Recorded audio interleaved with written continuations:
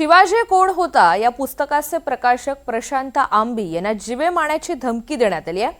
आमदार संजय गायकवाड यांनी प्रशांत आंबी यांना जीवे मारण्याची धमकी दिली। पानसरेंचं काय झालं माहित आहे ना, तुला देखील त्यांच्याकडे पाठवेन असं म्हणत आमदार संजय गायकवाड यांनी धमकावल्याची सध्या एक ऑडिओ क्लिप व्हायरल होतीये। दरम्यान या ऑडिओ क्लिपची एनडीटीव्ही मराठी पुष्टी करत नाही। हॅलो, हाँ बोला। प्रशांत भाऊ बोलता? हाँ बोलो। प्रशांत भाऊ, मी आमदार संजय गायकवाड बुलढाणा। क्या बोला? आमदार संजय गायकवाड बोलतोय, बुलढाणा। हाँ बोला। तुमचं एक पुस्तकात आमच्या लग्नामध्ये काय म्हटलं, शिवाजी कोण होता म्हणून। हाँ, तर तुम्ही शिवाजी महाराजाला शिवाजी म्हणता का? हॅलो, मी तुम्हाला सकाळी कॉल करतो का? इकडे आवाज येत नाही व्यवस्थित। नाही, मला येतो तुमचा आवाज। हा, शिवाजी कोण होता, तुम्ही शिवाजी महाराजांना शिवाजी एकेरी भाषेत बोलता का? ते गोविंद पानसरेंचं पुस्तक आहे आणि हा? ते एकेरी नाही आहे, गोविंद पानसरेंचं पुस्तक आहे ते। अरे, गोविंद पानसरे कोण? शिवाजी महाराजांना शिवाजी म्हणणारा? तुम्ही माहिती घ्या, तुम्हाला कळेल कोण आहे। काय माहिती घ्यायची गरज नाही मला माहिती आहे शिवाजी महाराज कोण आहे। तुमच्यासारखे नालायक लोक आमच्या महाराजाला एकेरी भाषेत बोलता। तुम्ही पुस्तक वाचलंय का? पुस्तक वाचा। काय पुस्तक वाचायची गरज नाही मला। शिवाजी कोण होता तुला याची गरज काय?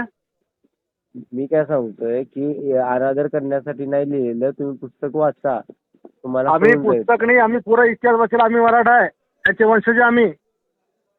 त्यांची आठवी बायको माझ्या घराण्याची होती। मी ते सांगतोय की तुम्ही वाचून घ्या अगोदर।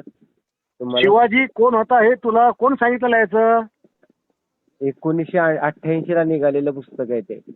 अरे आज काय नाही निघालेलं. शिवरायांचा इतिहास 16व्या शतकातला आहे। ते नको सांगू तुम्हाला। मी तेच सांगतोय, तुम्ही वाचा, वाचल्यानंतर कळेल तुम्हाला। तुला माहिती ना पानसरेचे काय हाल झाले? माहितीये मला। मग ब्राह्मण आहे का तू? हा, ब्राह्मण आहे? मी ब्राह्मण नाहीये। मग या ऑडिओ क्लिप संदर्भात संजय गायकवाड यांनी काय प्रतिक्रिया दिलेली आहे आणि एकंदरीतच या प्रकरणासंदर्भात आमदार रोहित पवार काय म्हणाले पाहूयात।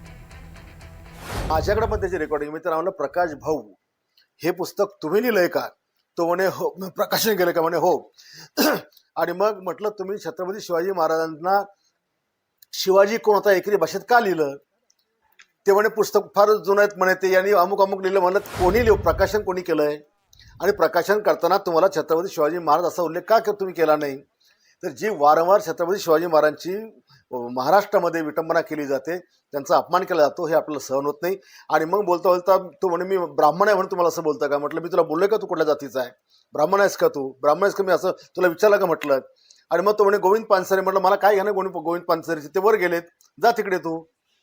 तर हे या पद्धतीनं त्यांनी जी मुजुरी ठेवली, मी त्याला विचारत असताना तो जो सारखा मला डिचवत होता आणि त्याच्यामुळे त्याला मी शिव्या हसडल्या। त्याला मी जीभ हसडायची जी काही भाषा वापरली, 100% अशा माणसाची जीभ हसडलीच पाहिजे।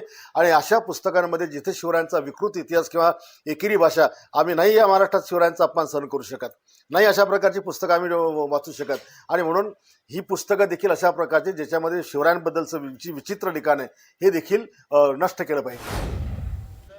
नावावर जर घेतला असेल तर खरंच आपण मराठी या भाषेमध्ये जर गेलो तर भाषेच्या अनुषंगाने ते नाव बरोबरच आहे। तर बऱ्याच लोकांनी युक्तिवाद केला, जे कोणी गायकवाड का कोण आहे, कशी व्यक्ती तुम्हाला माहिती, कदाचित एका कॅन्टीनमध्ये मारामारी करणारेच गायकवाड असतील।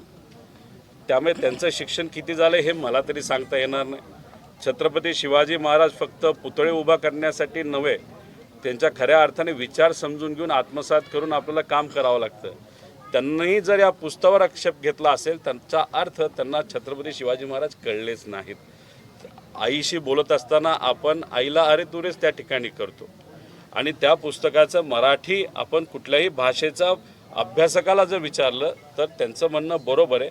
नावावर न जाता त्याच्या आत, पुस्तकाच्या आत काय लिहिलंय हे आपण बघावं। आणि त्याच्याच बरोबर हे जे सर्व दाभोळकर, पानसरे यांच्यावर अन्याय कोणी केला हे पहिलं तुम्ही शोधा, आणि तिथं न्याय देण्याचा प्रयत्न करा. पण नाही, ज्यांची राजकीय कपॅसिटी मोठी आहे पण बौद्धिक कपॅसिटीवर ज्यांना प्रश्न मार्क आहे त्यांनी तरी या विषयाबद्दल बोलू नये.